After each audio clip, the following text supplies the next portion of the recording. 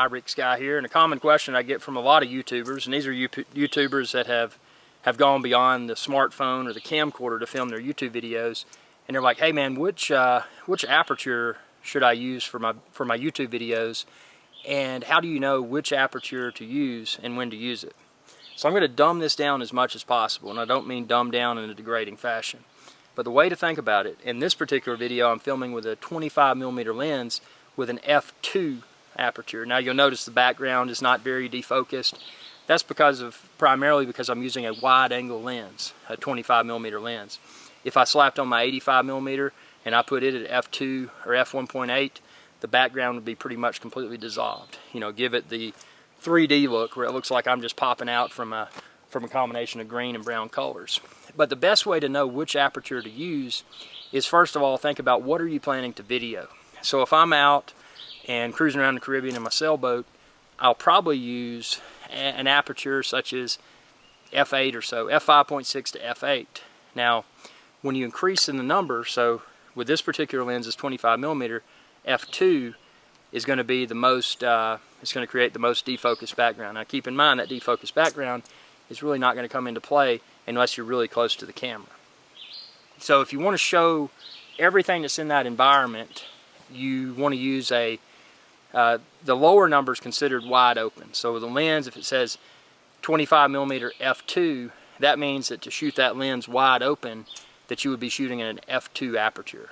So the f2 aperture is the widest open that particular lens will go. But if you want to shoot a landscape and you want to see everything that's within that environment, like you're at a beach or whatever, and you don't really care about the person that may be present within the photo as much, but you want to see the entire environment, I would shoot with an f5.6 or greater, probably f5.6 or f8. Now if I'm doing an interview type scenario, say for example me right now, if I was in, let's say, a public setting and there were people walking behind me and I wanted to blur their faces, what I would do in that scenario, I would pop on the 85mm lens, and you can find it within this video's description. I would pop on the 85mm lens and I would bump it down all the way to f1.8, because that 85mm I use is f1.8. And that would enable me to get really tight shots on the subject of speaking that I'm interviewing and defocus everything that's going on in the background.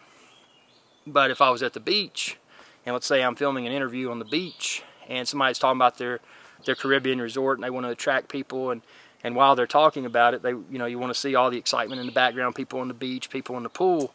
In that scenario, I would film with a wide angle lens, like this 25mm, and I would use an f5.6 or more than likely maybe even f8 aperture. f5.6 is still going to give a little bit of defocused background, but you're still going to be able to make out what's going on.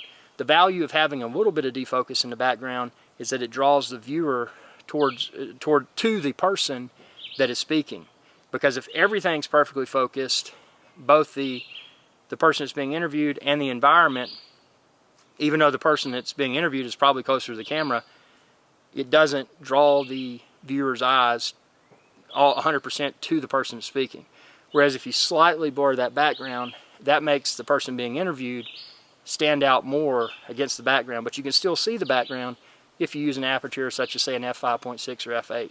So that's the easiest way I can explain it. I mean, ultimately, if you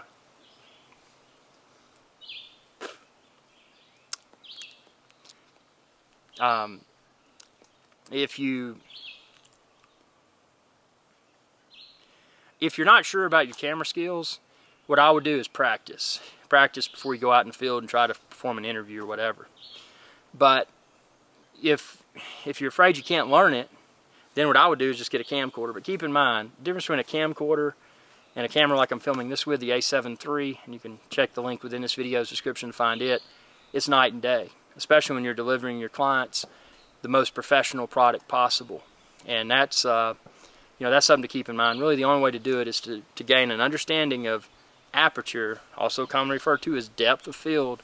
And again, another way to think about this, so in this scenario I'm filming at f2, but I've got a wide angle lens. When you think of depth of field, think of those lower numbers, those wide open numbers, as being shallower. So let's say, and this isn't precise by any means, let's say you're shooting at f2, so the depth of field, or f1.8, the depth of field's that big, meaning that if the subject moved closer to the camera or further away, that they would go out of focus because they walk outside of the depth of field. But if you increase your depth of field to say an f5.6, then you've got a wider area. So that subject can go forwards, they can go backwards, and they can still stay perfectly somewhat well focused, and they've got more room within which they can move closer or further away from the camera. Depth of field and aperture, those two terms can be used pretty much interchangeably. So once you start to understand it, when you think of larger numbers, such as an f5.6 or an f8, as a larger area, it all starts to make sense.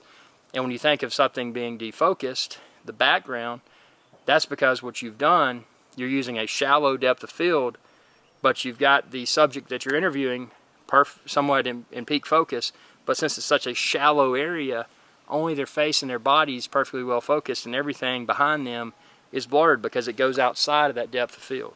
So I hope this video is of value. Stay tuned for more camera tutorials here on my channel, youtube.com/irixguy.